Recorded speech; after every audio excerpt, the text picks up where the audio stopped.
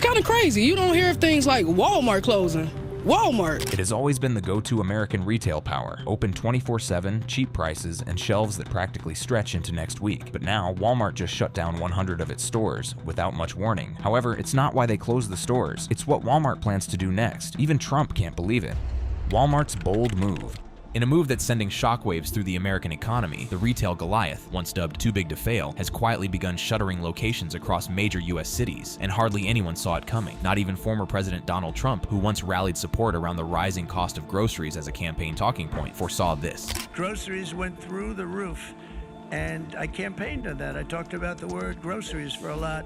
But this isn't just about groceries. This is about the complete unraveling of a corporate titan's relationship with American cities, a rupture that many are calling the canary in the coal mine for urban retail in America. So what happened? Was it theft? Was it politics? Was it something deeper, darker, more systemic? You're about to find out, and we promise, the most shocking part of this story hasn't even been revealed yet. Let's rewind. Walmart, the billion-dollar behemoth born in Arkansas and raised on the idea of everyday low prices, has spent decades planting stores in every corner of the U.S. From remote towns to major metropolitan cities, Walmart was not just a store, it was infrastructure. So when dozens of stores began to shut their doors in rapid succession, from Portland to Chicago to Atlanta, the question on everyone's lips was why? And more importantly, why now? In March 2023, Walmart quietly announced it would close multiple stores due to underperformance. But that corporate euphemism didn't hold up long under scrutiny, because soon after, the real reasons started surfacing. Take Portland, Oregon. Known for its liberal politics, progressive policies, and recently skyrocketing crime rates, the city became a focal point of national debate after Walmart announced the closure of 2 major stores, laying off nearly 600 employees. Did you know how rare it is for Walmart to close stores? They pointed out an unfortunate truth. For Walmart to say we quit, that says a lot about your city. Let that sink in. Walmart, a company that stayed open through looting, hurricanes, even a global pandemic, said Portland was too much to handle. What pushed them over the edge? Rampant theft, not just petty shoplifting, but coordinated, bold, large-scale merchandise grabs where individuals would walk out with flat-screen TVs, electronics, and entire carts of goods, knowing they wouldn't be prosecuted unless the value exceeded $1,000. And even that barrier is being lowered. Yeah, they lowered it from $1,000 to $450. In cities like San Francisco, Seattle, and yes, Portland, local laws and district attorney policies have decriminalized theft under certain thresholds. That left Walmart stores essentially defenseless. Walmart employees couldn't intervene, police wouldn't respond, and so the math was simple. Theft plus no accountability equal sign shut down. Even Oregon Live reported that Walmart was closing its stores as part of a trend driven not only by declining profits, but an environment that made it impossible to operate. This wasn't an isolated incident. Walmart began announcing closures in other blue cities too. Chicago, Atlanta, Washington, D.C., the same pattern every time. 1. High theft. 2. Weak law enforcement. 3. Corporate retreat. Here's where things start getting really uncomfortable, because as Walmart pulls out of these communities, guess who gets hurt most? The same low-income families they once claimed to support. In Southside Chicago, community leaders expressed outrage over Walmart's departure, not because they liked the corporation, but because it was the last accessible grocery and pharmacy within walking distance. These communities are already food deserts, and now it's about to get worse. In simpler terms, Walmart left, and the community's ability to survive went with it. Walmart knew this, and yet they left anyway. Because despite their endless corporate PR campaigns about serving the community, the second profits dipped and risks rose. They were out. But here's the kicker. These weren't failing stores in rural areas or locations with no foot traffic. These were heavily trafficked urban centers. It wasn't a lack of demand, it was a lack of control. And Walmart, who once prided themselves on dominating the American landscape, could no longer protect their own stores. And here's the part even Trump didn't see coming. This might be exactly what Walmart wanted. Yes, you heard that right. Because as physical retail collapses under theft, inflation, and legal red tape, Walmart has quietly been funneling billions into automation and e-commerce infrastructure. They've invested heavily in store of the future tech, including AI-powered checkouts, robotics, and app-based shopping models that cut human labor almost entirely out of the equation. It's not about communities anymore. It's about control. Walmart is shedding stores not just because they're struggling, but because they're evolving. And the public, they're being left behind, away from that now. And to what happens when a grocery giant worth billions suddenly finds itself bleeding money, cutting staff, and fighting battles on multiple fronts. Albertsons Companies confirmed layoffs of corporate employees in Phoenix, Arizona in May 2025, following earlier reductions in January 2025. But that's just the beginning of what industry insiders are calling a perfect storm threatening one of America's largest grocery chains. Here's the shocking reality. Albertsons stock fell 8% in April 2025 after its fiscal 2025 earnings outlook, $2.03, $2.16 per share, came in below analyst expectations, $2.28. Wall Street wasn't just disappointed, they were alarmed. How does a company that operates over 2,270 stores across the nation suddenly find itself struggling to meet basic expectations? The answer lies in a cascade of crises that began unfolding in late 2024 and accelerated through 2025. It started with the collapse of what would have been the grocery industry's biggest merger ever. Albertsons' attempted $25 billion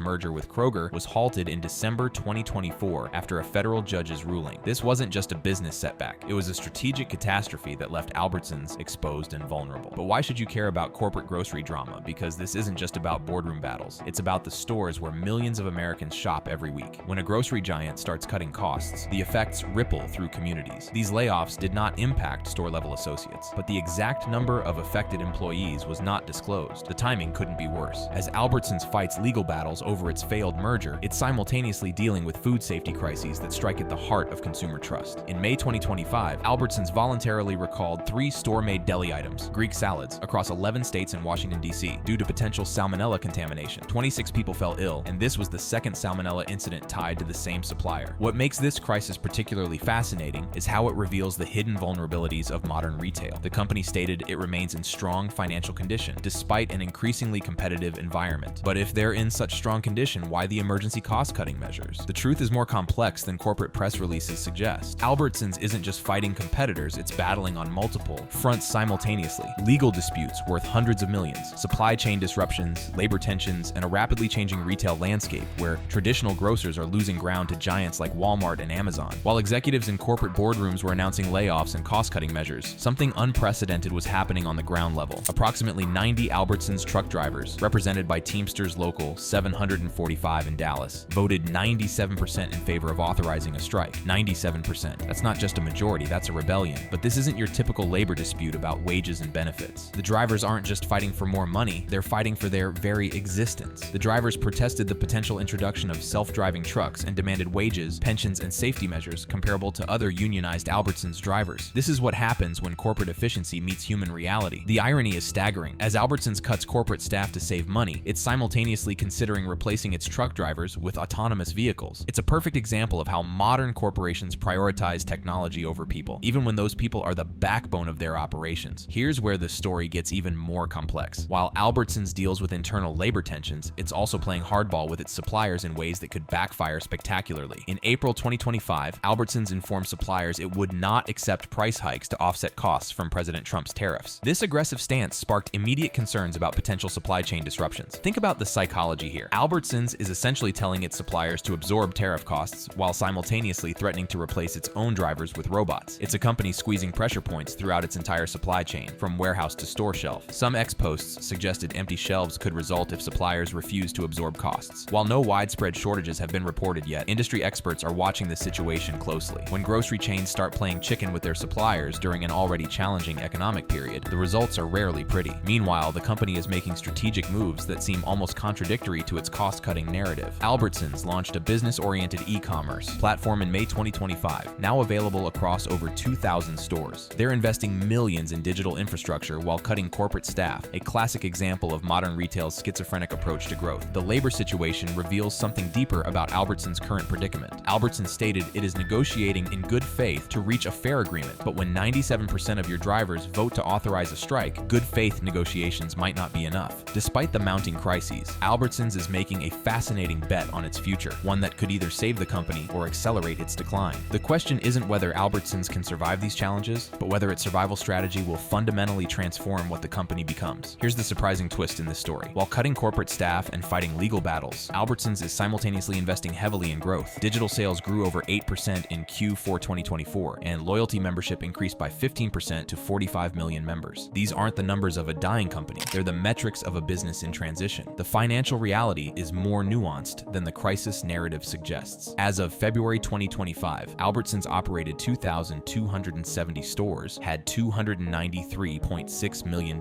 in cash, and reduced its unfunded pension liability from $4.9 billion to $3.6 billion.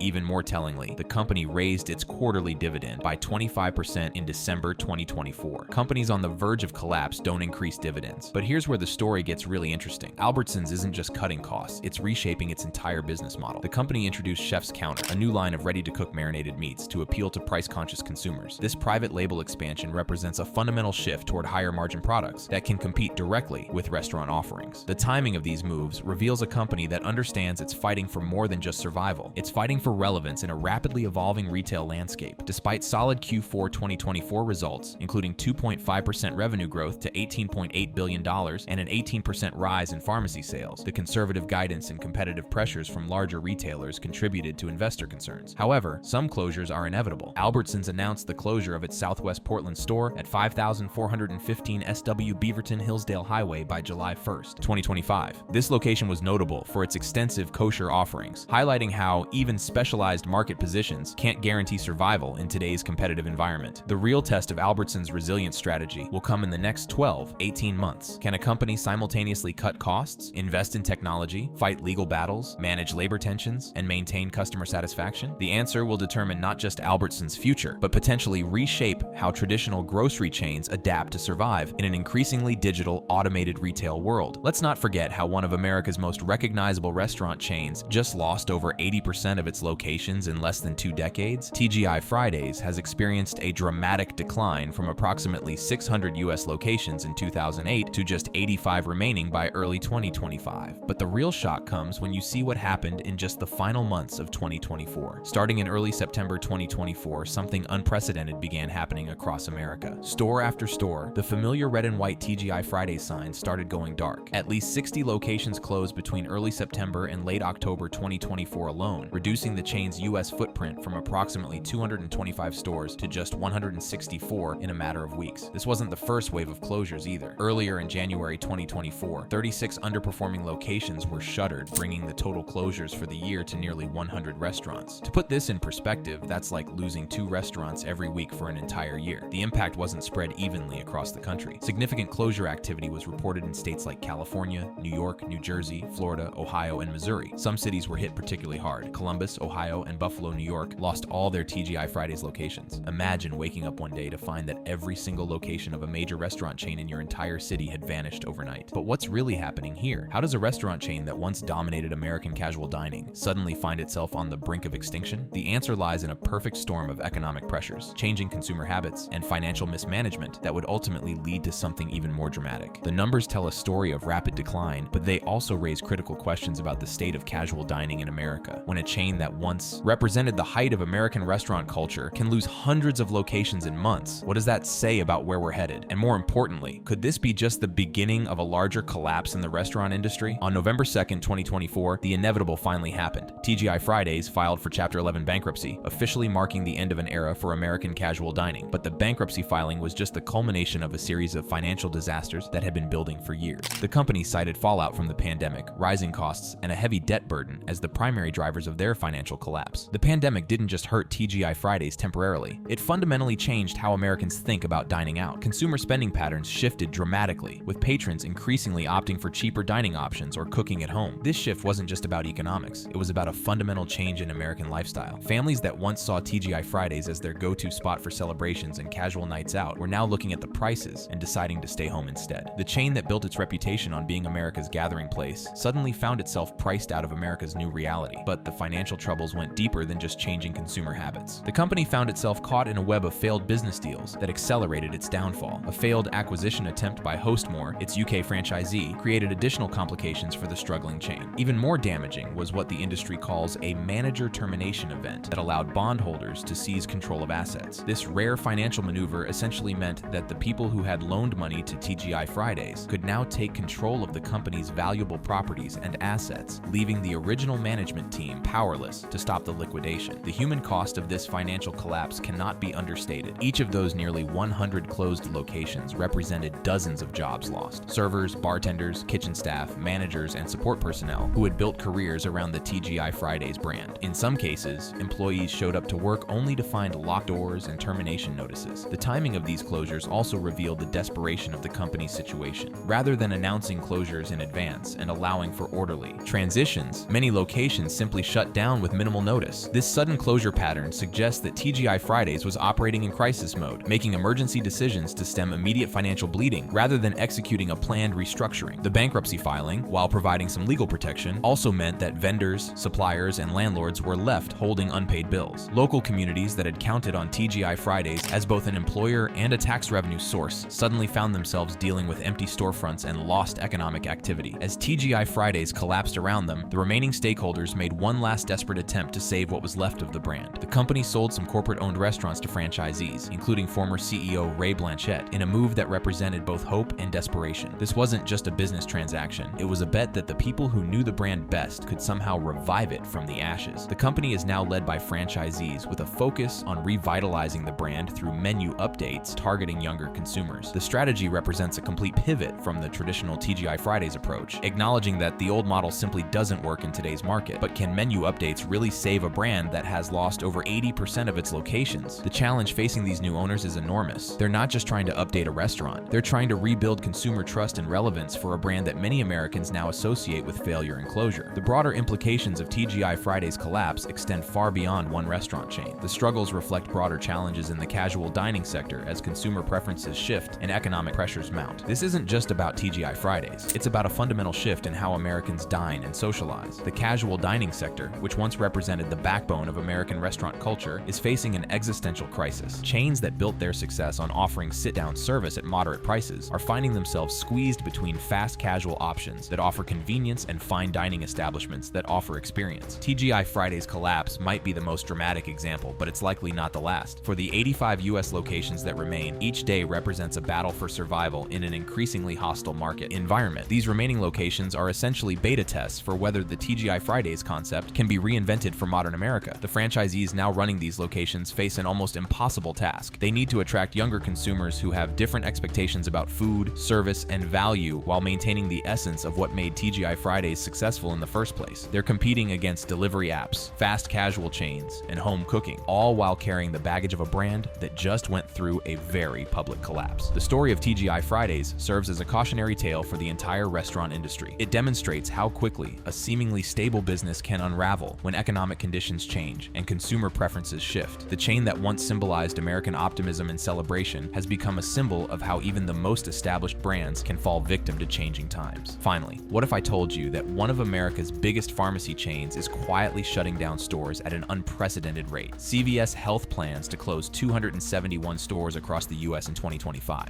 But this isn't just about a few underperforming locations. This is about a corporate giant bleeding money and fighting for its very survival. Here's the staggering reality. CVS has already closed approximately 900 stores between 2022 and 2024, with only 100 new stores opened during that same period. We're talking about a net loss of 800 locations in just 3 years. And now, another 271 are getting the axe in 2025. But why is this happening? The answer reveals a perfect storm of corporate challenges that's reshaping the entire retail pharmacy landscape. First, let's talk numbers. CVS aims to save over $500 million in 2025 through these closure efforts. $500 million.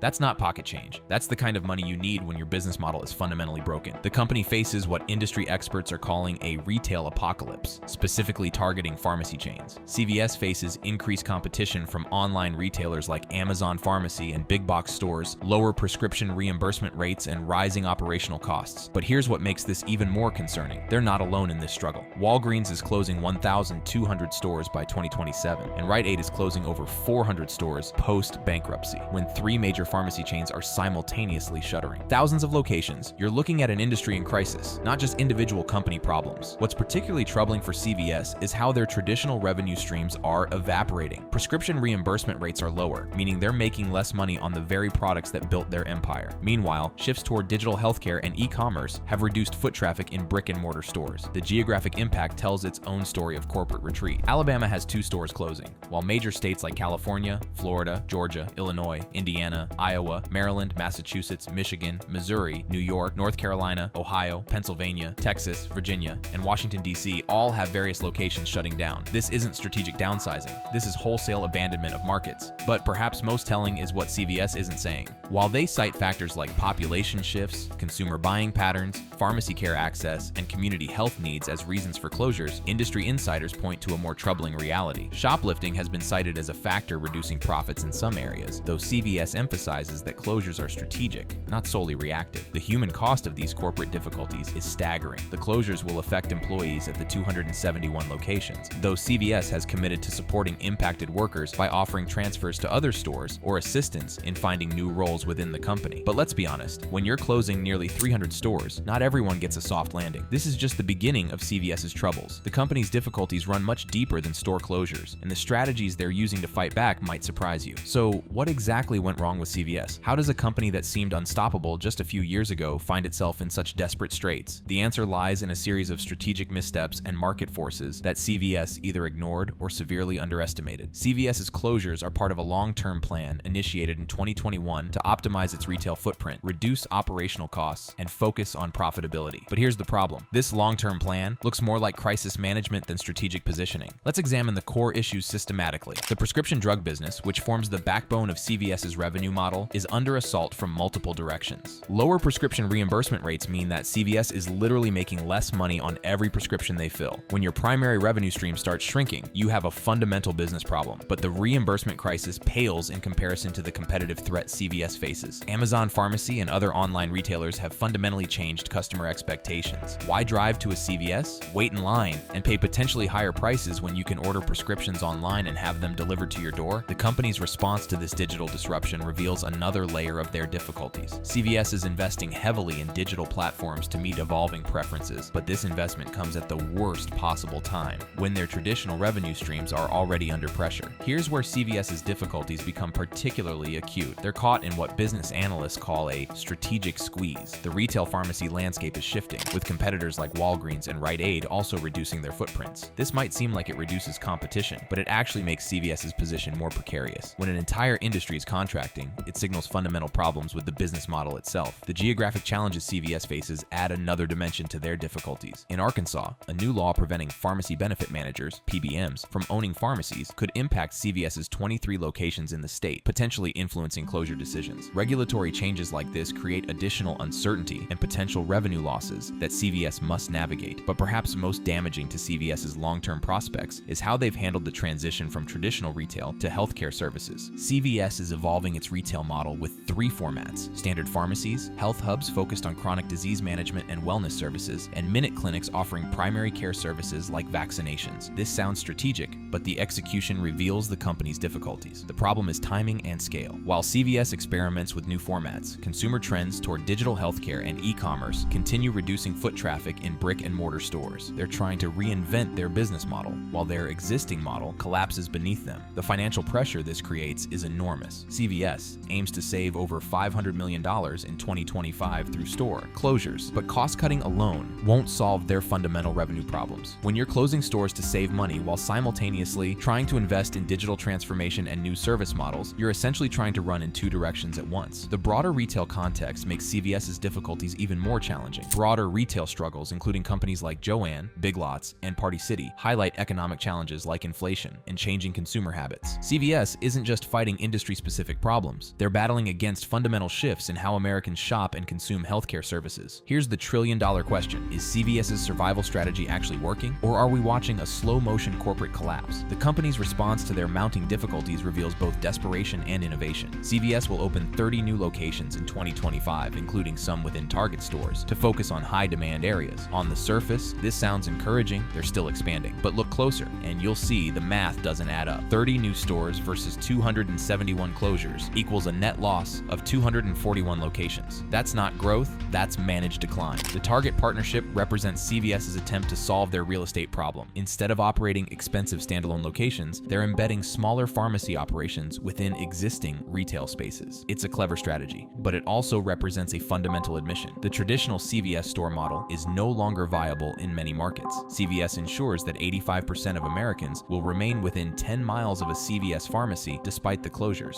This statistic sounds reassuring until you consider what it really means. They're essentially writing off 15% of the American market, abandoning communities that were previously profitable enough to support CVS locations. The human impact of this strategy reveals the true cost of CVS's difficulties. Some communities, especially underserved or rural areas, may face challenges accessing pharmacy services, with customers needing to travel farther, which could be difficult for those with limited mobility or reliance on public transportation. CVS is trading community access for corporate survival. But here's where CVS's strategy gets interesting. They're betting everything on digital transformation. CVS is mitigating access issues by transferring prescriptions to nearby locations and enhancing digital services, such as online prescription refills, telehealth consultations, and home delivery through its mobile app and website. This digital pivot represents either brilliant strategic strategic positioning or a massive gamble. The question is whether CVS can execute this transformation fast enough to offset their declining physical presence. The shift toward digital services and specialized healthcare formats aligns with industry trends, aiming to create a more efficient, health-focused network. The competitive landscape makes CVS's survival strategy even more critical, with Walgreens closing 1,200 stores by 2027 and Rite Aid closing over 400 stores post-bankruptcy. There's potential opportunity in the chaos. If CVS can stabilize while their competitors continue struggling, they might emerge stronger despite their current difficulties. However, the broader market forces suggest that CVS's difficulties are just beginning. The push toward online pharmacies like Amazon Pharmacy and cost-plus drugs for convenience and cost savings, especially for non-urgent prescriptions, represents an existential threat to the entire brick-and-mortar pharmacy model. The employment implications of CVS's survival strategy are particularly concerning. Store closures could reduce local employment opportunities and impact nearby businesses, potentially lowering property values and affecting community economic stability, particularly in areas heavily reliant on CVS as a major employer. CVS isn't just restructuring, they're reshaping entire local economies. So what's the verdict? CVS's restructuring reflects the company's attempt to adapt to a rapidly changing retail and healthcare landscape. The strategy makes sense on paper: close unprofitable locations, invest in digital services, and focus on healthcare rather than traditional retail. The broader implications extend far beyond CVS. The pharmacy retail sector is undergoing significant transformation, and CVS's difficulties may just be the beginning of a fundamental restructuring of how Americans access healthcare services. Thanks for watching. Check out other cards on the screen.